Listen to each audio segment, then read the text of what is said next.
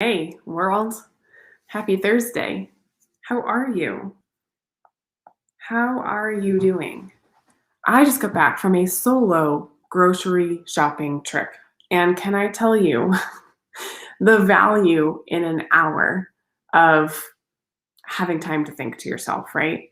I am just making sure that we are live and rocking. Cool. We are. All right. So, oh, my title wants to call it something else, but really what I want to talk about today is how to rewrite ancestral stories, how to rewrite the future for yourself. So let's update that title. How to cook a ham. That's what I want to talk about. How to cook a ham. Rewriting ancestral stories. All right. So I don't know if you've thought about this before, but I wanted to share this story that was told to me, or maybe I read it in a book. I can't remember. But it made me laugh. And also, it coincides with the card that I picked for you guys today. So the card that I picked from today is, or the deck is called Work Your Light Oracle Card Deck. And I picked the card Break the Chain, Ancestral Patterns, Healing, and Rewriting the Future. And it made me think of the ham story. So the ham story is kind of funny. There was this couple who was invited to dinner with their friends, and they were in charge of cooking the ham. So they got the ham and they were in the kitchen cooking with the other couple, and they cut off the butt ends of the ham, put it in the oven, and cooked it. And the couple that they were with asked them, why do you cook the ham that way? I've never seen a ham cooked that way, where you cut off the butt and ends of the ham and then cook it. How come you do that? And they replied, the man replied, I'm actually not really sure. My mom always cooked the ham that way. Let me call my mom. So they call the mom up and they're like, hey, mom, how come you always cut the butt ends of the ham off before you cooked it? And she's like, I don't know. My mom used to cook that way. So they hung up with mom and they called the grandmother.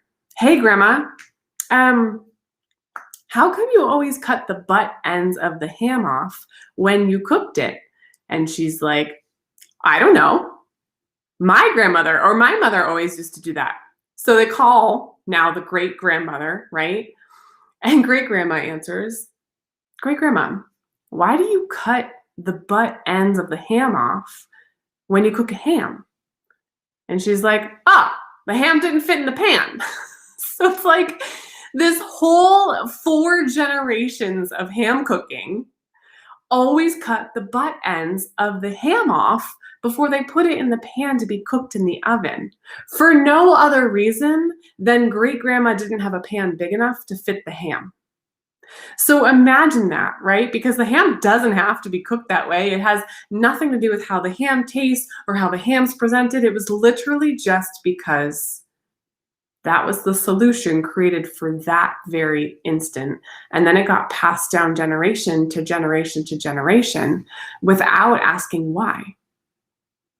And when I pulled this card today, I was like, this is such good talk today, because what I've learned is that we continue generational stories 7 years back in our ancestral history, right? So we carry forward trauma, stories, lessons, things we've learned. We carry that forward 7 years back. And most of the time we don't ask why. It is simply because we do something because our mom or parents did it. And they do something because their parents did it, and so on and so on and so on 7 years back. And so when that thing is trauma, it's generationally held in the body, in the DNA. Generational trauma is held in our DNA. How crazy is that, right? And unintentionally, we carry it forward. But here's the cool thing about recognizing that and about pulling this card today for breaking the chain. We have the opportunity, as long as we recognize it, to break the chain, to rewrite the future. And so a lot of times what we carry forward is trauma that's not even yours. It's not even yours to own, and yet it's embodied in your DNA, and you carry it forward and we pass it on to the next generation. And I want to put a stop to that. I am not saying that I have a trauma that, I don't want to pass on to my kids, and it doesn't have to be a trauma. And that's where I think, people say, well, my life is no different. I didn't have a huge trauma that I'm passing on. It doesn't have to be a trauma. All it has to be is something that we pass on, beliefs about money, right? And it's to nobody's fault, because we as people just pick up our parents' thoughts and ideas that were their parents' thoughts and ideas. So imagine now you go back to a parent who existed in the Great Depression. What is their money belief going to be different from what our money belief could be, but isn't, because we've carried on this trauma, this money mindset trauma, this emotional trauma from the Great Depression, where there was scarcity in food and scarcity in money. It's been carried forward in the way that they talked about money to their children, and then their children became parents, and it was the way that they talked about money. And this could apply to any area of your life. It doesn't have to be money. It can be anything. It can be the way people look, right? It could be racial. It can be the way, it could be talked about school. It can be people with money or people without money in the way that they were talked about. Any singular part of your life and what your parents talked about and what their parents talked about, what their beliefs were, are passed forward to us. Now, if you've had a minute to stop and look at your life, and you have done look at the past 365 days in your life and go, all right, what did I love about it? What didn't I like about it? And really start to get clear on where are those things coming from? Am I just pulling those things forward because I don't know any different? And I've just continued a pattern? Could it be possible that now you have a chance to stop that generational pull and create and rewrite your own future? And so I kind of want to leave you with questions, right? Because the people who are inspired and ready for more, those are the people who are realizing, you know what? I don't like how the last 365 days went, or previous to that. I'm ready to move on and make a difference in my life and change that generational story pattern. And a lot of times we don't know where to start, and that's okay. Because what I want to ask you is, if you could rewrite your future, if things are going in a way right now that you don't like, could it be financial or job status or marriage and relationship status, a life where you're stressed all the time, friends are not abundant, or your friend circle is not abundant, if that makes sense?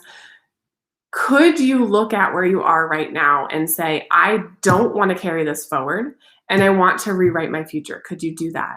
And if you could, write it down. What area of your life would you want to rewrite right now? What don't you want to carry forward into the future?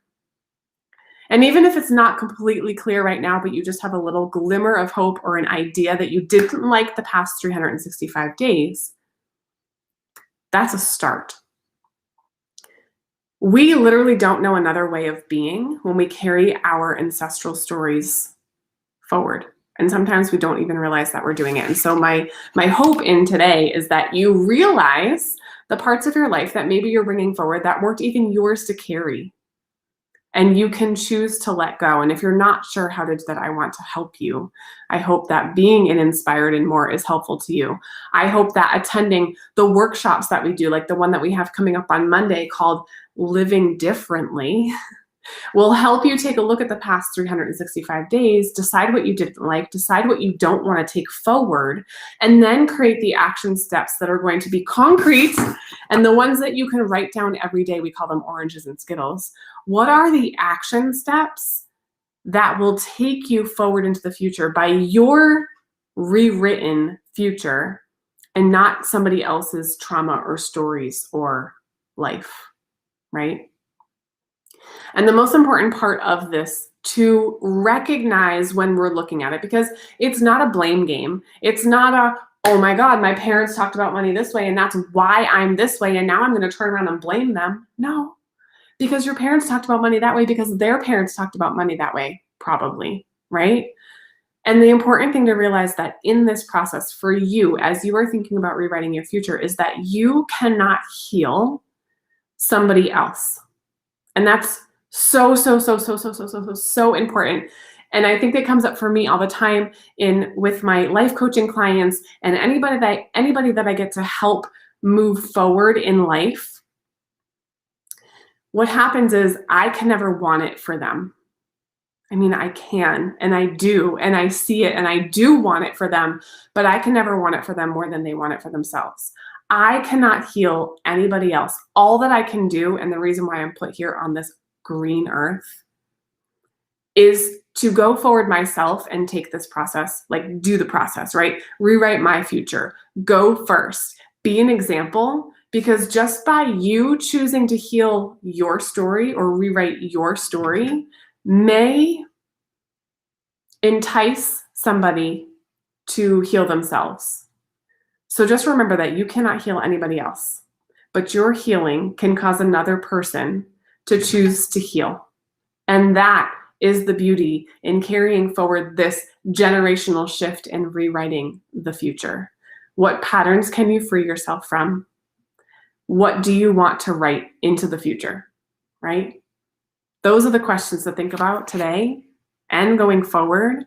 And if you need help in getting clear on any of them, I will leave the link for Inspired and Ready for More, and you can join us and other women who are rewriting their future, who are taking that choice to move forward and create new stories and heal old traumas that do not belong to us.